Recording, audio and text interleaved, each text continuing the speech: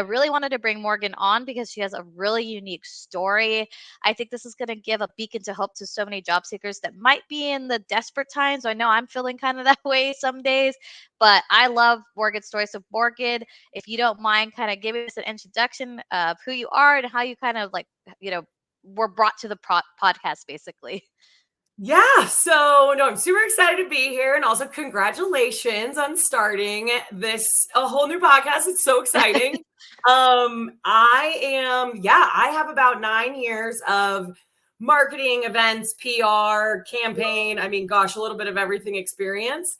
And so I have been all across the board. I definitely have I have my own company now, which is Loud Tall Marketing and Events, which I started about a year ago, a little over a year ago. And it has been a whirlwind of a journey, but it definitely came out of many a layoff. So I'm excited to get into all of that.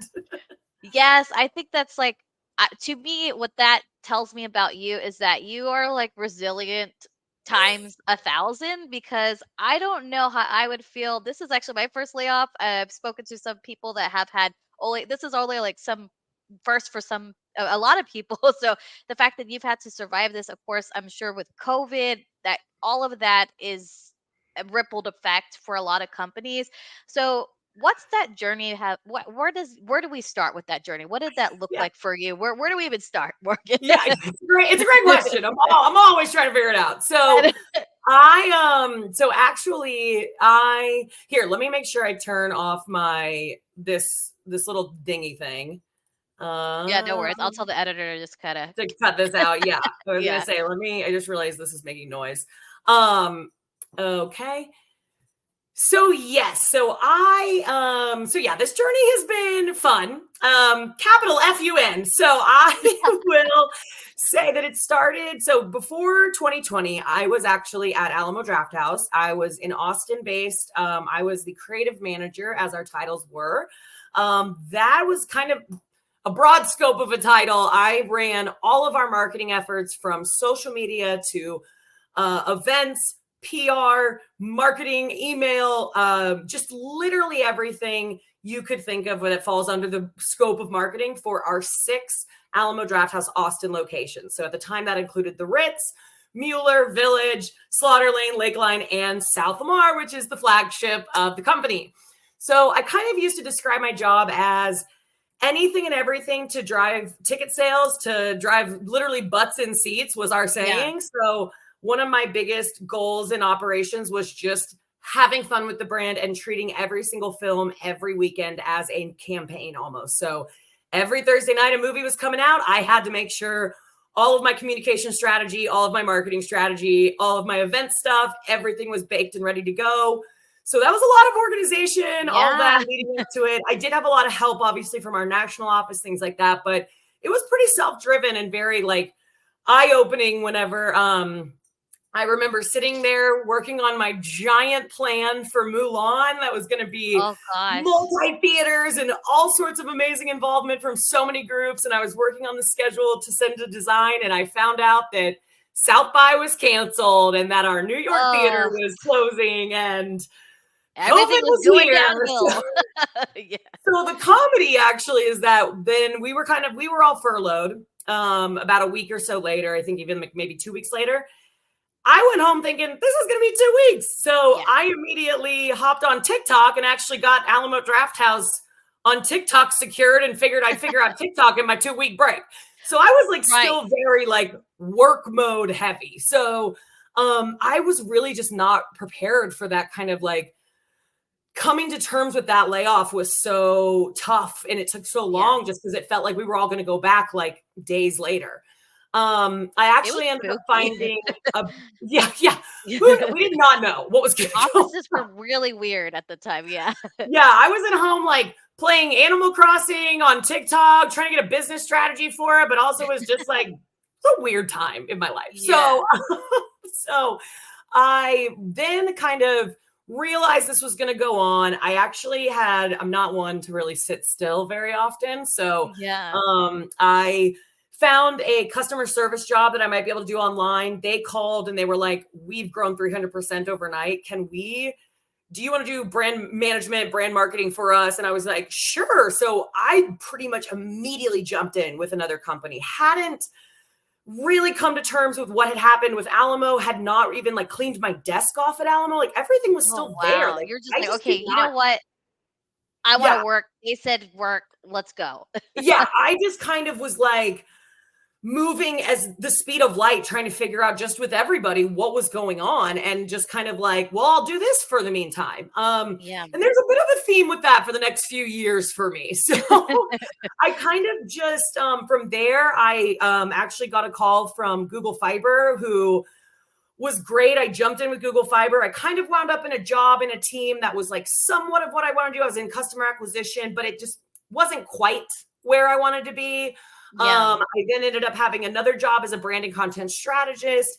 And that is where I went through kind of another mini layoff situation. And while that one has like some of like all this contacts, it just was like kind of the moment that after about 2 to 3 years having all sorts of different roles and Yeah. responsibilities and jobs, I just was exhausted. I had never mourned even the situation with Alamo fully. I had just kind of go and bulldozed my way trying to find my next home. And so I really took that kind of next layoff as a, okay, what do I want to do? What do Yeah. I even like doing anymore? I feel thrown around. I felt like a bag of flour. Like I just felt like I couldn't Good find, analogy. Yeah. yeah, I keep thinking of like a bean bag, like a Yeah, hacky like, sack "Ooh." almost. Yeah. And you take all the beads out of the hacky sack in order to like Yes. make it more malleable. There was no more hacky sack. I was just depleted on the floor, throw blanket style. So it was really like a lot of therapy. I cannot Yeah. recommend therapy enough. But also a lot of soul searching to like, what do I even want to do? By this time, I had now worked in so many different layers and areas of marketing. I missed events, I missed community. Those were slightly coming back, but not quite. Yeah. I had even had my own growth of, I used to run so much of our social media, and I kind of had gotten to a point where, is social media really serving me anymore? Is it something that I'm feeling passionate about? And I kind of realized not as much. Yeah. And that's where I started to kind of really put the ideas and things together for Loud Tall marketing and events. And it kind of happened organically. I did pick up a job that summer that I kind of started to work with a company here in Austin. And it also just kind of didn't work out. And I just kind of kept going through this experience. And as I look back on it, there's a lot of, everyone was kind of a mess during the last Yeah. few years. I also felt like I wasn't bringing myself to the table as best I could because I did not know what I wanted. I didn't know who I was. I had not addressed any of this stuff I had been through. And I just kept jumping into opportunities and not figuring it out. Like I didn't know who I was bringing in, I mean, I knew what I was doing, but it just was, is this actually aligned with my goals and my Yes. life is and where I'm at? And so kind of left that opportunity and jumped back into a contract, which was technically my first contract for Loud Sale Marketing and Events, back with Alamo and working for Fantastic Fest. Oh, wow. And that was really awesome. I kind of could go back a little bit, and that helped me realize and see again, oh, okay, I do know what I'm doing. I do know how to function. I know how to communicate. I know how to execute. Like I kind of got a little bit of a touch back to my past self and was able to like remind myself of who I was and what I was good at. And then from there, I had a friend of mine who put me in touch with a music festival out of LA. So I worked with Penske Media Corporation pretty immediately. And then from there, that kind of gave me that power I needed back to like, Yeah. okay, like I can do this. Maybe I can really run my own freelance business and be my own person and take contracts. And I mean, scared as all get out. Like Yes, because I I, was gonna say I do, freelance sometimes on the side myself, and people tell me all the time, "Why don't you go do business yourself?" And I'm like, I personally am too scared, so what you yeah, do is amazing because that's awesome. Because I'm too it's, nervous to do it. I feel like I kind of fell into it a little bit, but I also had already started like, and same thing. People had been telling me for like years, like you should offer freelance services. You should service things out. You should consult all this. And I was like, that is way too complicated. I'm too scared of it. No idea. Like, I don't So know. yeah, thanks, but no thanks.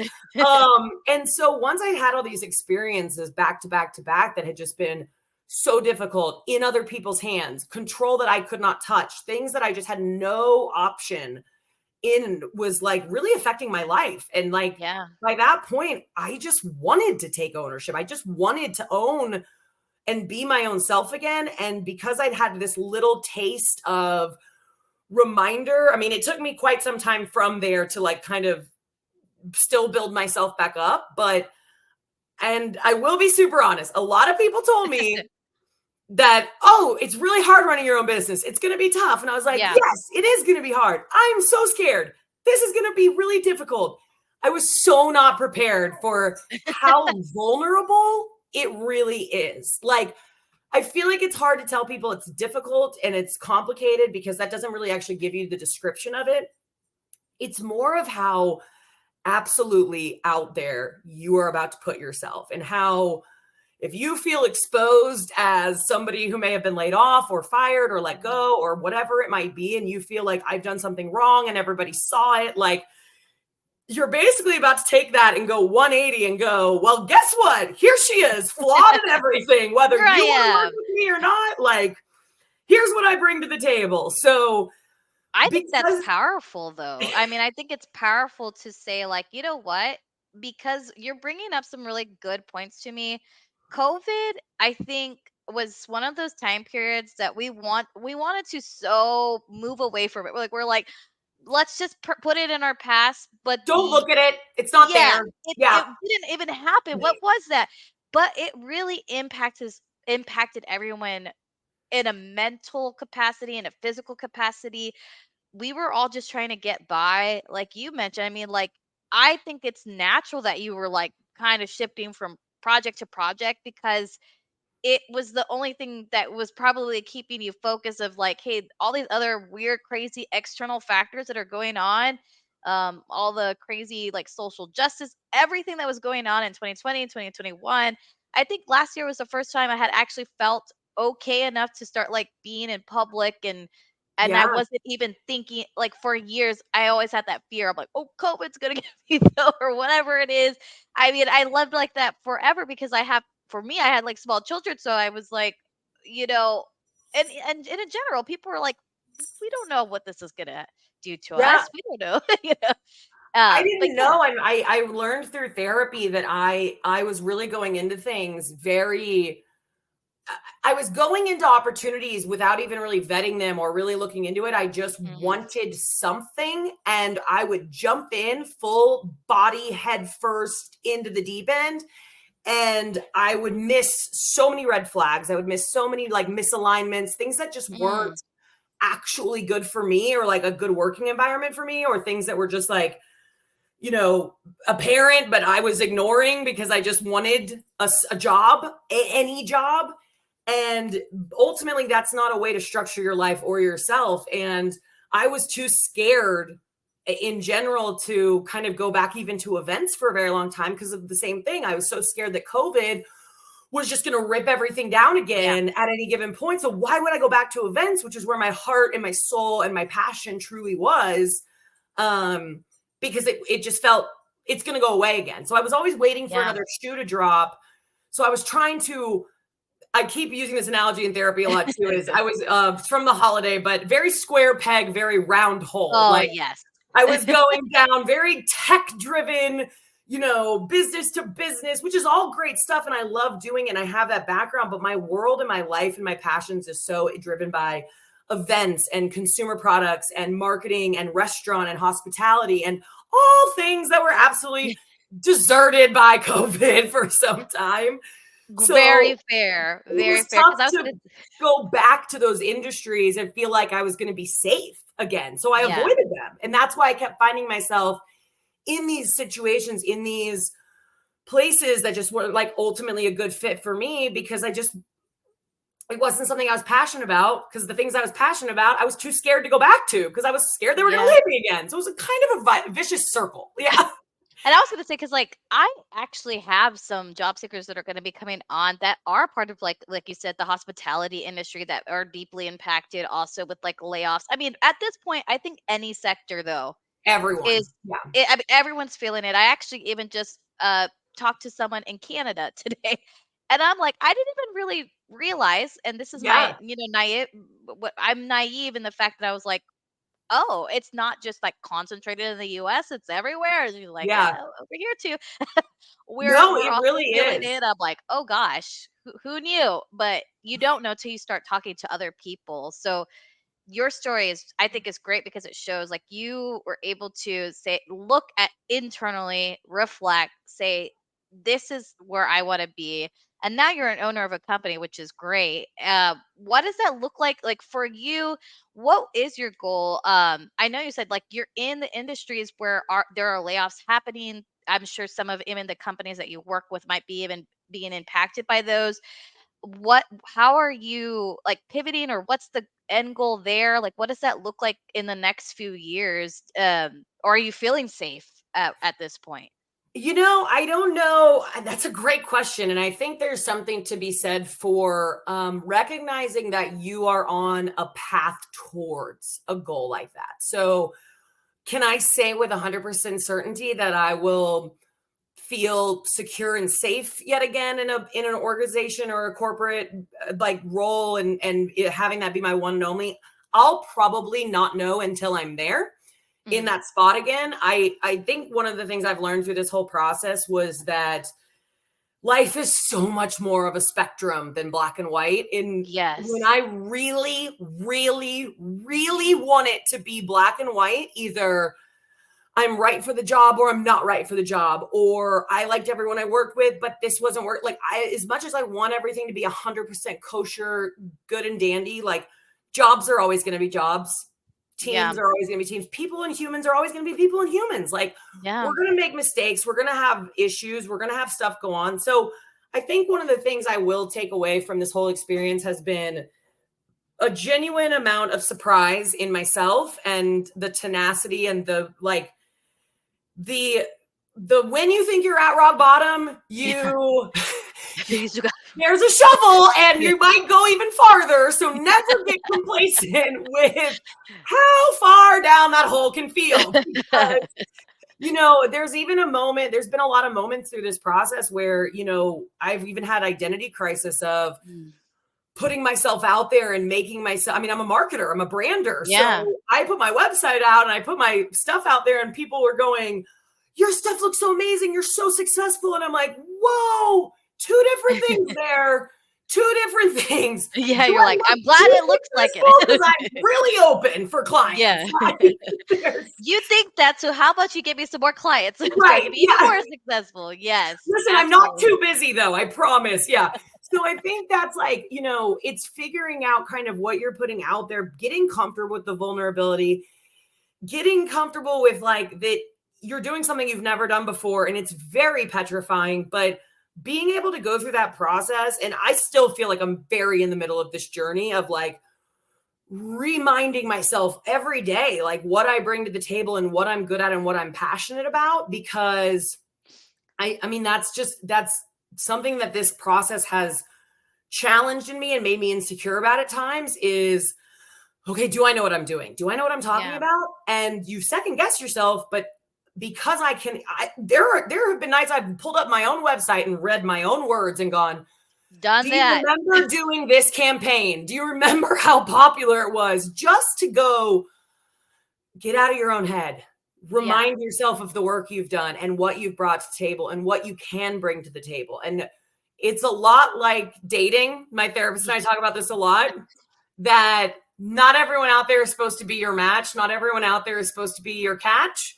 And sometimes things just don't work out, but people can love each other, but just Yeah. not be a good fit. That's totally fair. And I feel like I've had more of those instances than just total bad, not good Yeah. relationships. And I think that's made it really tough is like, wait, things were going so well. We had something so great. And that is such a hard when you get laid off or go from that situation, when your Yeah. heart was in it, when you were there and you feel so blindsided, those are the experiences I've struggled with the most. And that's when I felt the farthest down.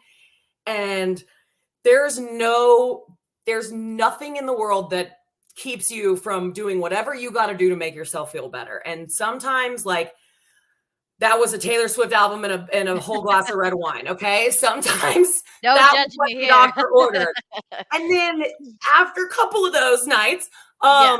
there was also I needed a feeling of productivity that I needed to have control of. I needed to, because firing out your resume to everybody under the sun is so exhausting and you feel It so is. rejected. It's my life right now, as a job seeker being laid off, obviously currently, I'm like, this is well, we talk about it in several episodes. It's a common Yeah. theme. It is a whole job to be applying over and over and over again. And in your conversations, what you just said a while ago, it reminded me of a couple of things because a lot of what you're saying alludes to even how we interview.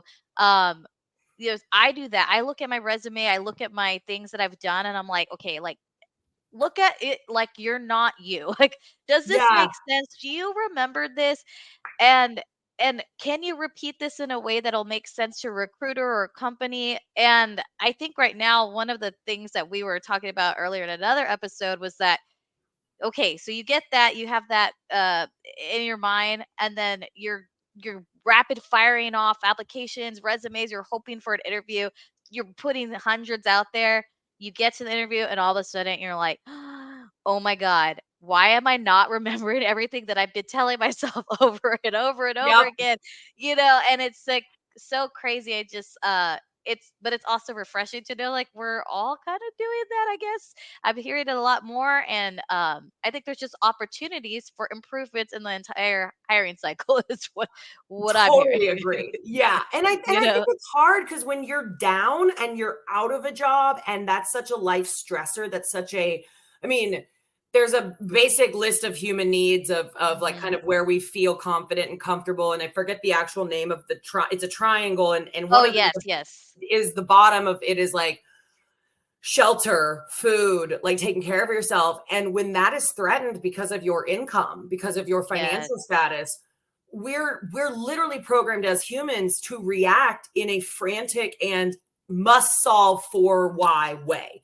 So we yes, dive in, but we've also just been handed something that corporate America and this kind of structure designed for us, which is you're not good enough to have this job anymore.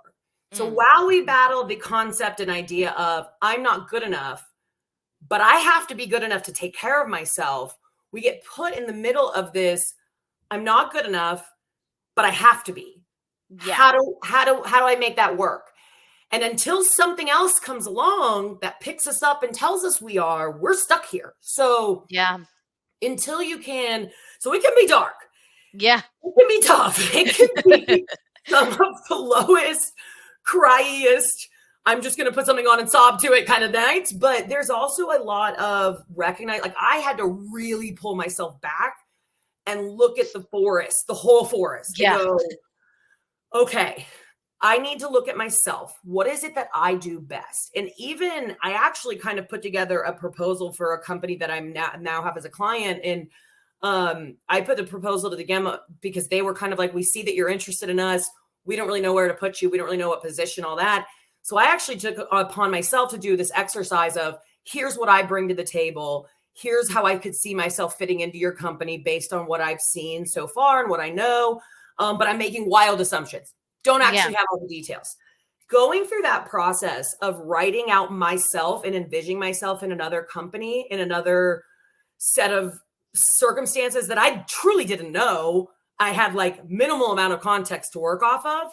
But even just playing that imagination game, I wrote 4 pages of wow, and things just kept coming to me of hey, you know what? I saw you guys do this campaign. I could also help with this thing with this guy with this place. And once I started doing that, it seems probably silly, but it's in that world of journaling, but also in the world of kind of almost like imagining yourself somewhere and letting your imagination run wild to what could be took Yeah. me out of where I was and where I didn't want to be. So in a way, it was like a little bit of weird manifestation, but it was also a really good exercise to remind myself of like, oh, I'm really creative.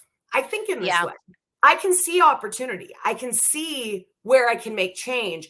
This still might not be a fit for this company, but I can see it. And that is what I needed. I Yeah. needed a pull myself out of this whole exercise and something that I hadn't done before. Because playing the highlight reel is the best thing ever. I love the Yeah. highlight reel. I go back to my highlight reel all the time and remind myself of where I've been and Like, what you're I've like, done. "Yes, yes, yeah."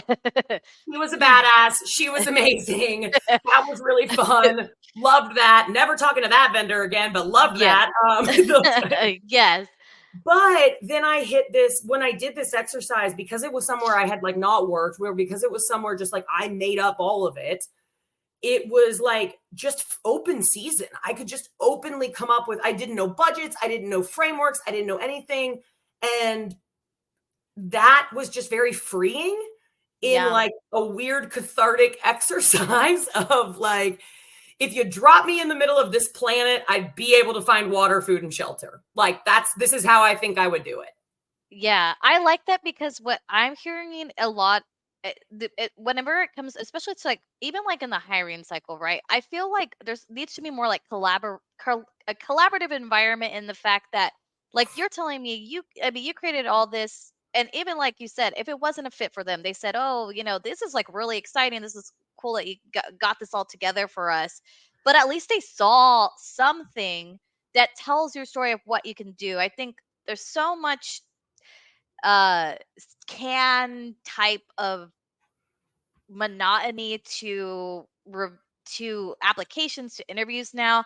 You get the same questions, and I'm like, Yeah. how are you actually knowing who I am though by asking me, tell me about a time or whatever? I don't think those are necessarily gonna tell you about a person and what they can do anymore. I don't even think Yeah. they worked probably 10 years ago, but at least at one point or another, things were more in person. I mean, I remember at a time where you were doing paper resumes, or you could literally go to an office and Yeah. give a resume to them and they might let you in.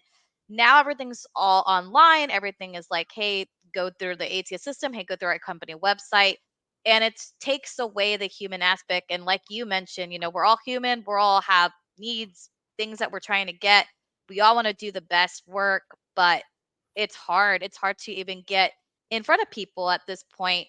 So I guess like, going off of that, for you, are you focused on the business and also open to opportunities at this time?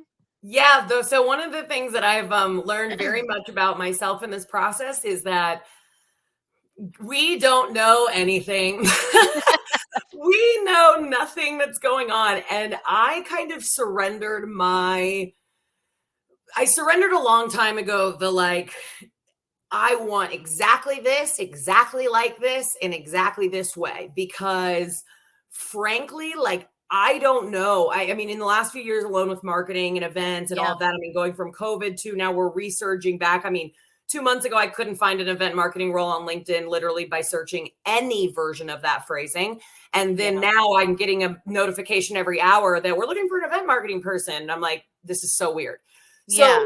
I learned a long time ago I could fret about, do I want to go full time? Do I want to stay contract? Do I want to do that? And I kind of just like decided to like almost physically put it in something and say, I'm just going to take it all day by day. I'm going to see Yeah. what comes down the pipeline. I'm going to be open. I'm open to whatever. If somebody wants to give me a full time offer, I'll entertain it. I'll see if it fits my life and what I want in that moment. If I want to do multiple content and clients and all that, as long as they'll work with each other and understand I have different relationships and different time needs. So far, that's really worked out. In some cases, some clients want me more, and I've had to put my foot down and learn Yeah. how to have boundaries. So Yeah. I learned a lot. So So important. yeah.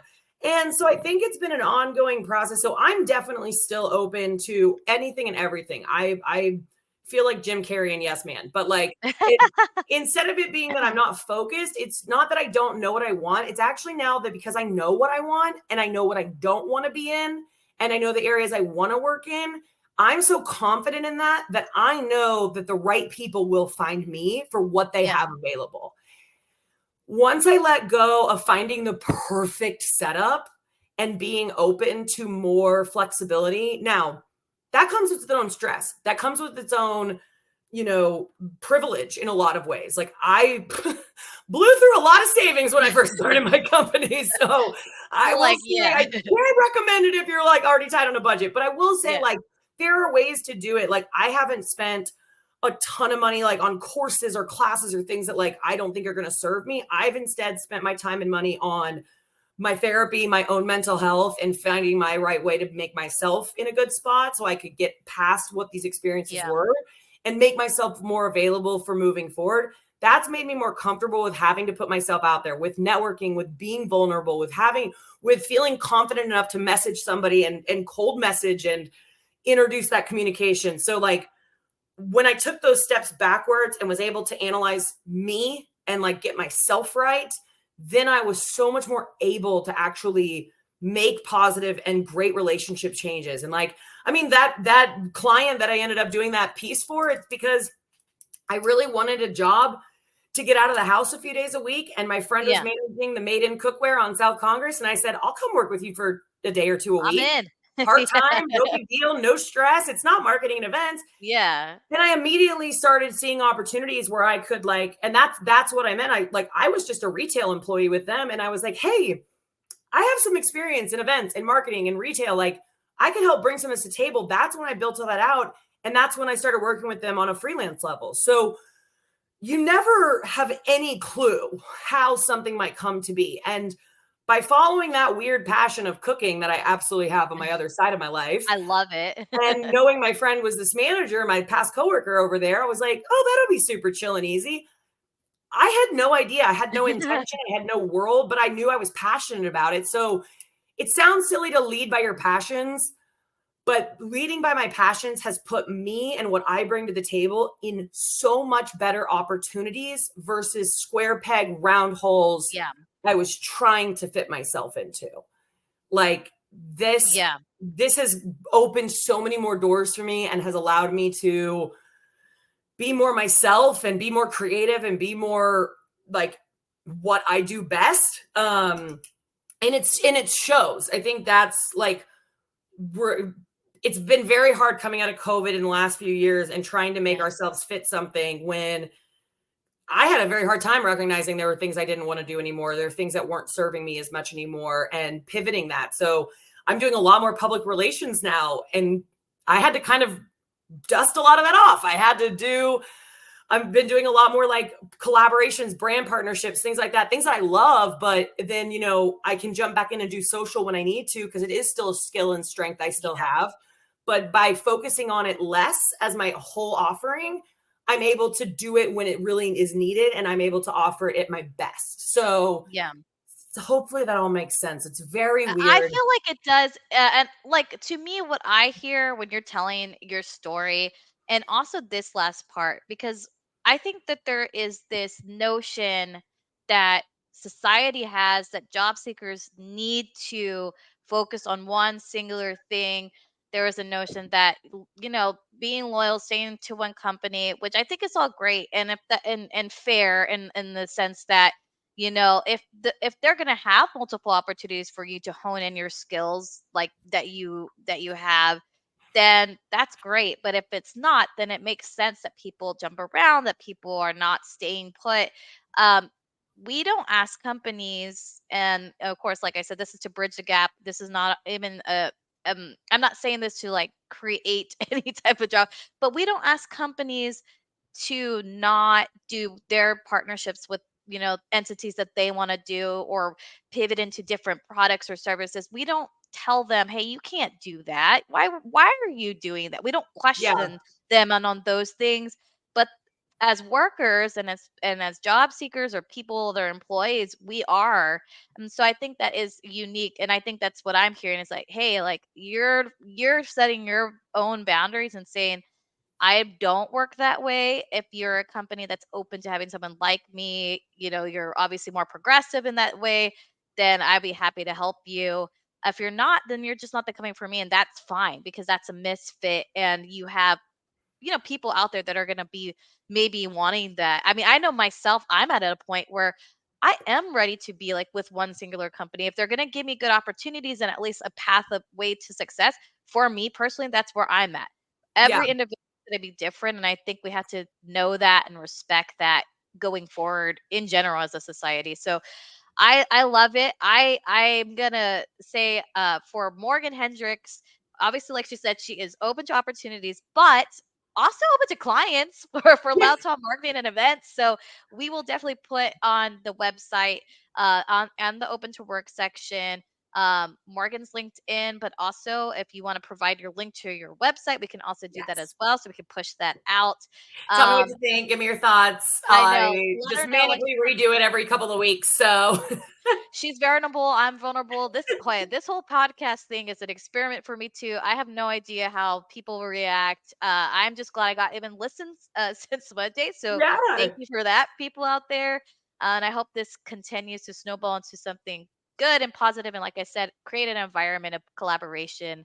But thank you, Morgan, for being on the show. Do you have any last thoughts at all, or anything you want to add? On that note about collaboration, I would say like lean into your people. I couldn't be luckier to have I have an incredible fiance, an incredible support system of friends and family. And when I say it's been tough and it's been really hard and you might feel really isolated in a lot of times, like please remember that your friends and the people that are there for you are there for you. And sometimes I needed those people big time to pull me out of some of those ruts, and it may seem so tough and so hard right now, but I promise you change is the only constant thing in the world. So believe in yourself, know who you are as a person, and get back out there in that job dating world, and you will find Yes. your